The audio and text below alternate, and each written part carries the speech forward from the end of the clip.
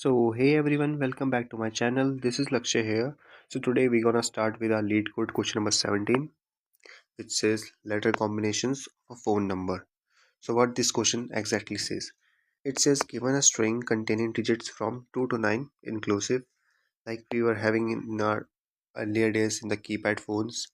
So it says return all possible letter combinations that the number could represent. Return the answer in any order. So we can return our answer in any order. A mapping of digits to letters, just like on a telephone button, like I said. Note that one does not map to any letters. Okay, it means that one doesn't contain any letters. Let's take our example. As you can see here, example was 2, 3. That how many combination we can form from our 2 and 3 digit. So we can see that one A can be paired up with D, A can be paired up with E, and A can be paired up with C. Let's take this example to get a clear view. We have digits equals to 2, 3. So we know that 2 can be formed, can be derived in 3 ways, ABC, and 3 can be derived in also 3 ways, that is DEF. So there are total 3 combinations, means 3 possibilities here and 3 possibility here. That means total of 9 combination. First time AD, then AE, then AF, then BD, BE, BF, like this CD, CE, CF. This is how we're gonna form our combinations. So how can we approach this problem? How can we get our optimal solution? So we can get it by our backtracking approach only. Let's see how we can get our backtracking here. Let's take this example only. Okay, so we have digits equals to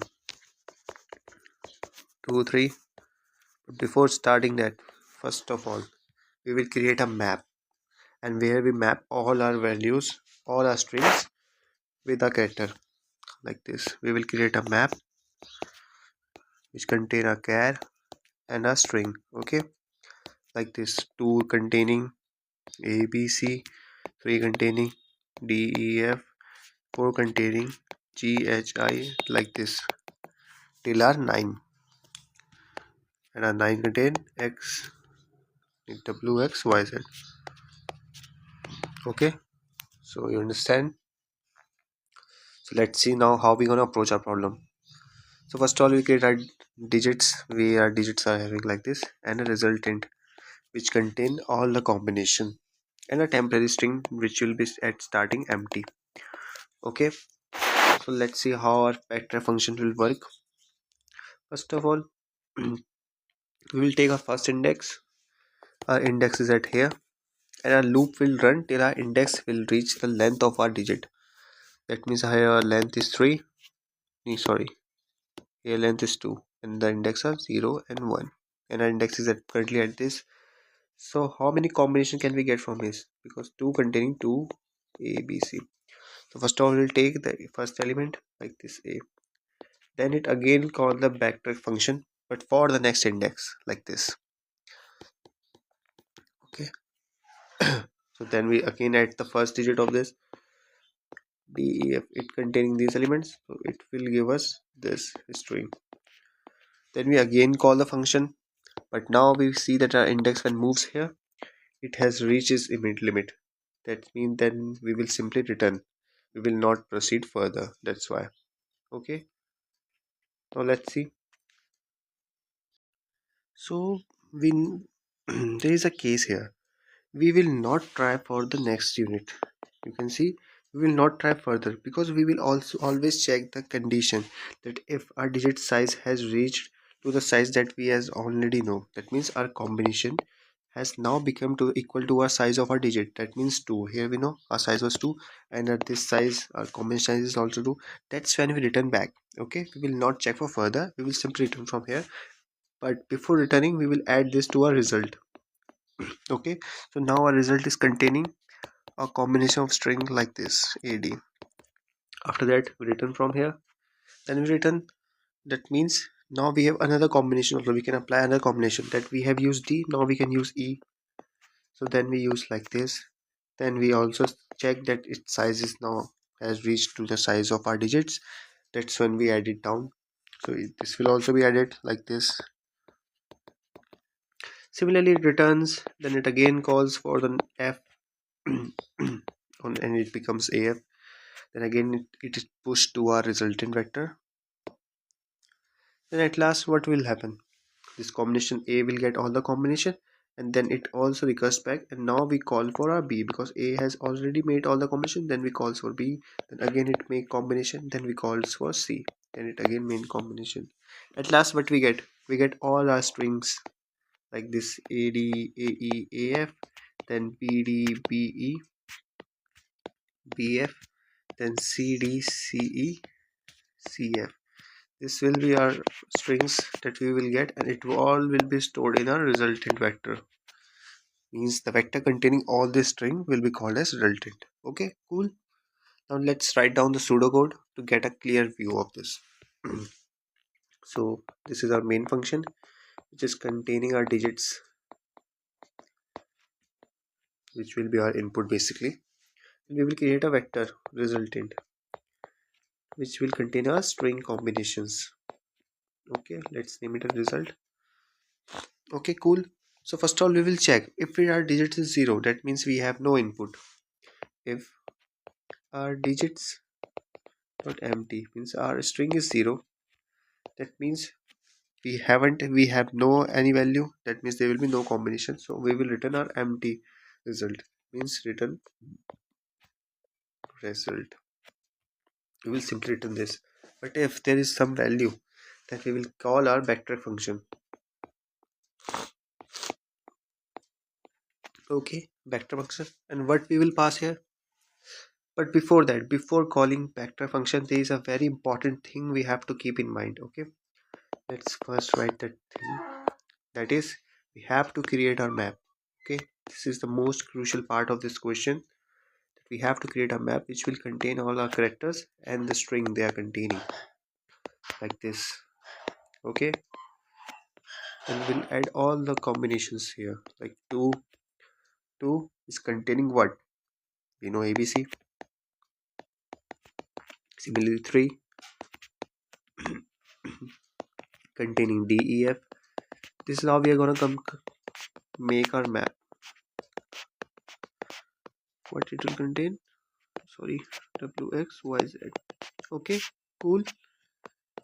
After creating the map, then we will call a backtrack function like this, backtrack, and we will pass our what, first of all our digits, that is our already inputted in our question. Then what we will pass, we will pass our index, that will be 0 because we will start from the first index basically of our digits. Then we will pass an empty string that will be containing a string combination, basically it's a temporary string you can say, and our map and our resultant. Okay, so after calling it, but the first condition, that if sorry, then we will simply return our result. Okay, because backtrack function will make arrange all the strings in our result, and then we will directly return our result and it will give our answer. Now let's write down our important function, that is backtrack. It will contain the same parameters. In place of 0 we will write index, and in place of empty string we will write temp, which will be our empty string. Let's see. First of all, we will check if our index has already reached to our digit size, means we have reached the limit.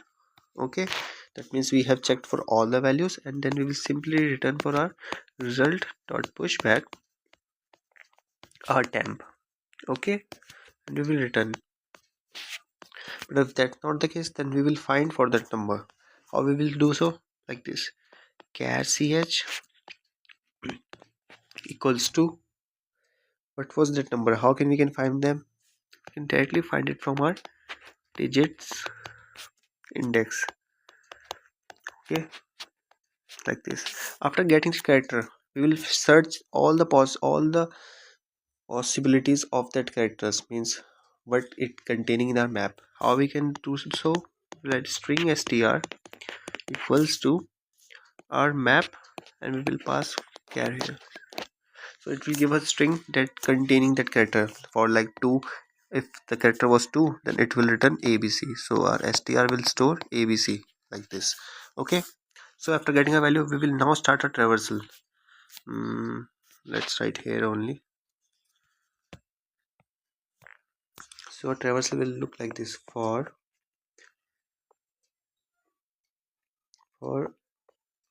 auto I, and it will keep on traversing till our str, means a string, for that, so that we can get all a combination. You can write here auto, or you can also write char, it's up to you. Okay, and it will call backtrack function. And what it will pass, it first of all it will pass our digits, then our index, but index plus 1, so that we don't get the repeated values. That's why we pass the next index. And also we will add that value to our string. It will be temp plus I, which containing that value only. And then at last our resultant and our map. Okay, so after all this iteration, we will definitely get our resultant answer solution that we will be using. Okay, so that's it. This was our approach. This was the code. Now let's jump to our original code to get the overall idea how this process is working. But before that, I guess you can try this recursion tree by yourself. And also with the help of this pseudocode also you can write your code. But if you are facing any difficulty, then for you, here is your code. First of all, as we discussed, we will first of all create a resultant vector which containing strings.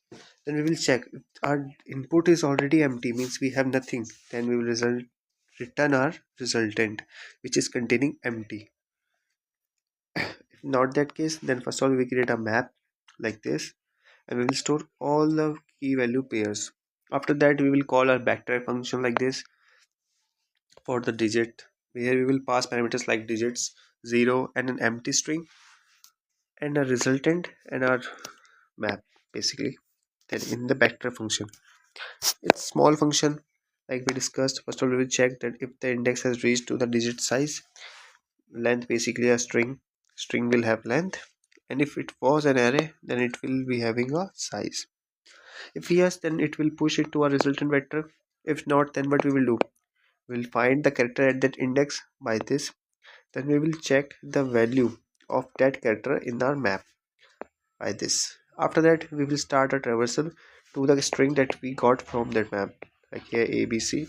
That's why we started here with A, first index. I is always start with first index, and it will pass for the next value. Okay, like it will add A, then it will pass for the next value, then it will again run from here, then we get all our desired string like we discussed like this. Okay, now let's discuss the time complexity here. So the time complexity will be big of n into 4 to the power n. You will be thinking, then how so? Let me explain. So the time complexity is n is because of the length of our digit. Okay, this is because our digit is having inputs of size n, that's why big of n. And why 4 to the power n?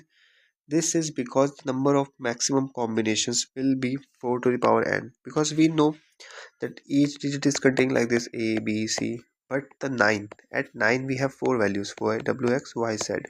That's why maximum we can have 4 to the power n combinations. N is the number of digits we are having, and 4 is the maximum value which each digit can have. That's why this is a time complexity. And for the space complexity, it's same, big of n cross 4 to the power n. And we are using for a recursive stack, because of all this recursion backtracking, we are generating a stack here. That's why n is for that, and 4 to the power is our total string. Okay, means a result will having size of this. That's why this is a space complexity and this is a time complexity. Okay, so that's it. This was a question here. It was a tree diagram how we are approaching our recursion tree.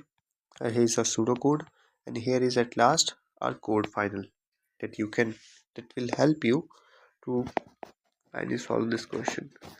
So that's for today. Thanks for watching. Stay tuned. Bye bye.